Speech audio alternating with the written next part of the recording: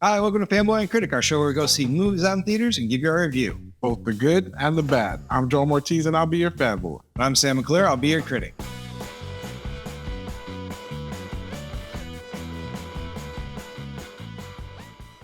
This week on Fanboy and Critic, we got to go see The Flash, starring Ezra Miller, Michael Shannon, Michael Keaton, Kiersey Clemens, Sasha Calais, Batfleck was in it, Jeremy Irons was in it.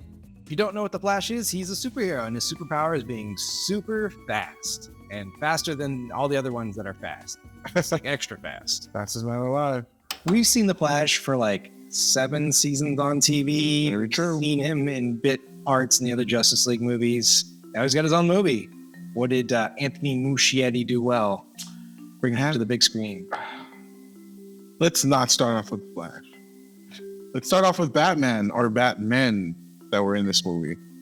Batfleck, which actually both of these Batmans are my two favorite Batmans on screen. You know, Keaton was what I grew up with, but Batfleck is definitely my all-time favorite. Definitely seeing him in this film. I mean, he just looks like the Batman animated series, what I grew up on.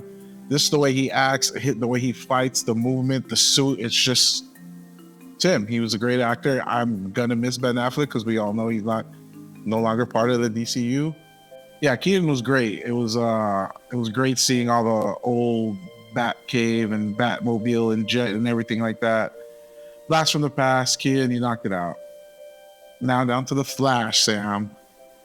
Ezra Miller. You know what? He impressed me in this one. I think seeing him in the past, all the other Flashes that we've seen, which is of him, you always felt disconnected. Like he wasn't the typical Barry Allen that we know from like any of the animated series or like the TV show. But I think he really got to show himself here.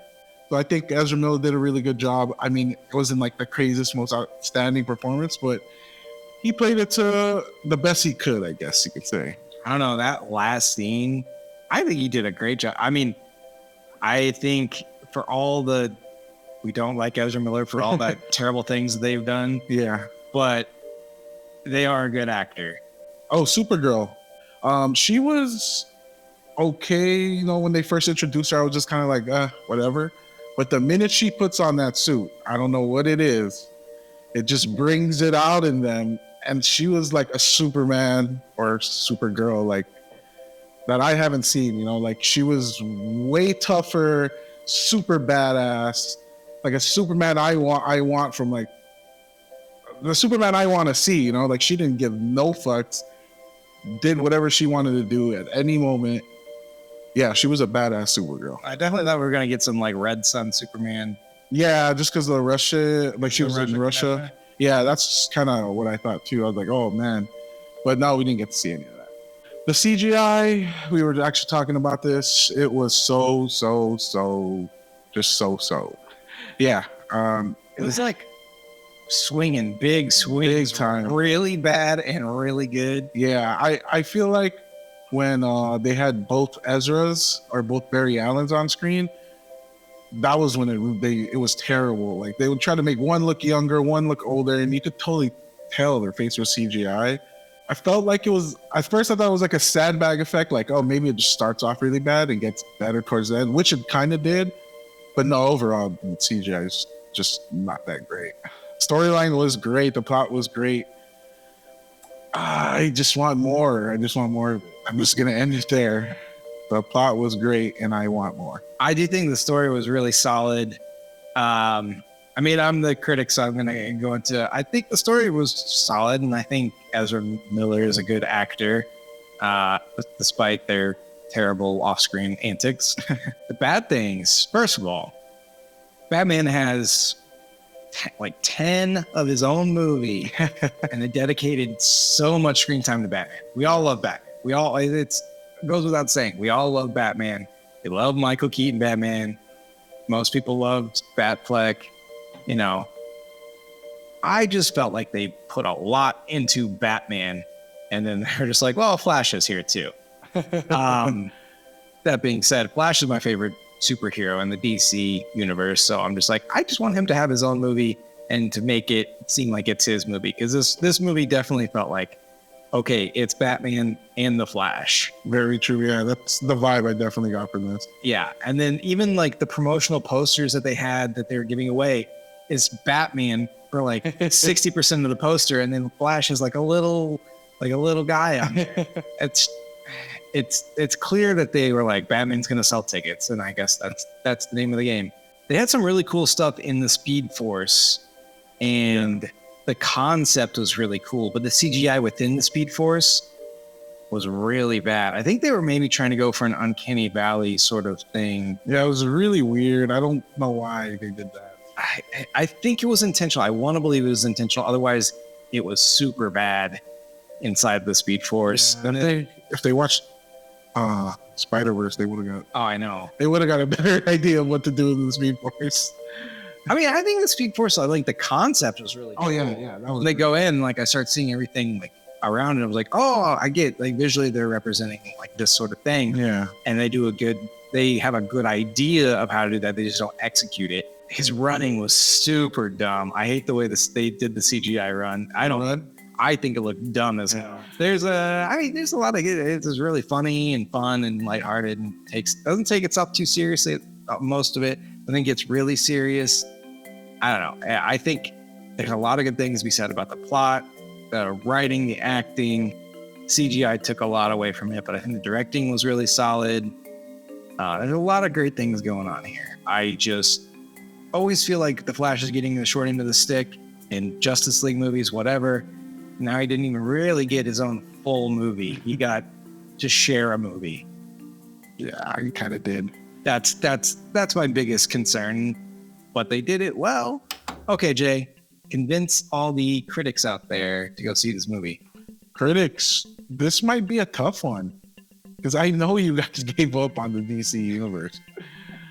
The only thing I'm going to tell you is, hey, I know you enjoyed Michael Keaton as Batman.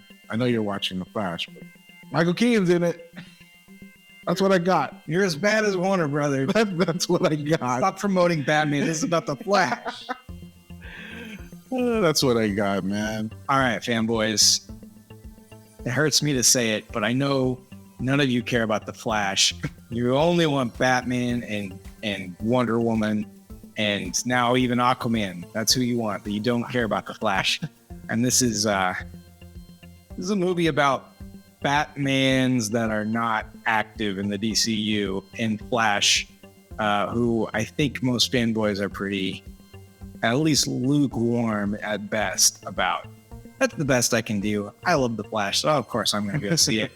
But convincing the fanboys, I'll do anything to convince the fanboys. There you go. Rating time. The rating scale, Fanboy and Critic. I'm at a love, Sam. I absolutely love this movie. I mean, it had everything the DC universe should have that they failed to show in any other movie. Me and Sam were talking about it. I think this is probably the best one out of the Snyderverse, I guess you could say. I think it's the best DC movie since maybe Man of Steel. Okay, then there you go. That's not like an external Batman movie. Exactly, yeah. I think it's the best one that's come out yet. There's just so much that it gives to the fans like me. So many good Easter eggs too. Like, yeah. The Easter eggs that the fans actually wanted are in there. Exactly. I absolutely loved it. I actually think this might right now be the best superhero movie for this year. I mean, you didn't see Guardians. I actually had that up there. But yeah, this just knocks it up. Everybody loved Guardians 3. I'm waiting for it to come out on Disney+. Yeah. But I'm where you at, Critic?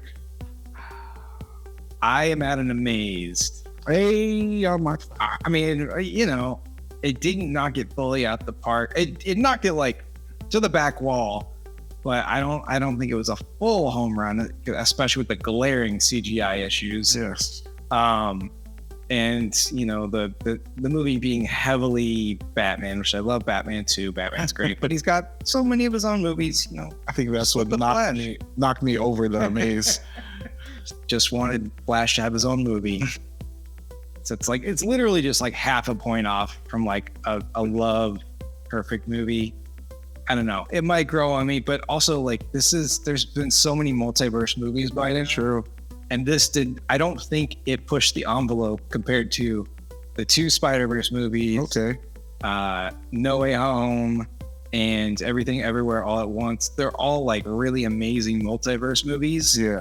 And this was a multiverse movie that did not push The envelope. the envelope in Very fair. in the sense of what a multiverse could be.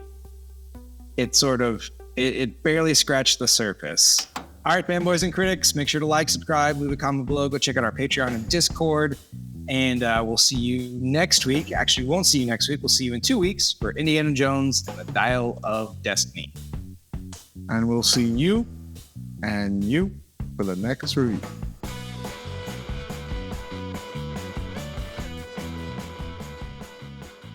There's a ton of cameos. Was in it. Is that a spoiler? That's a spoiler. Ah, shit.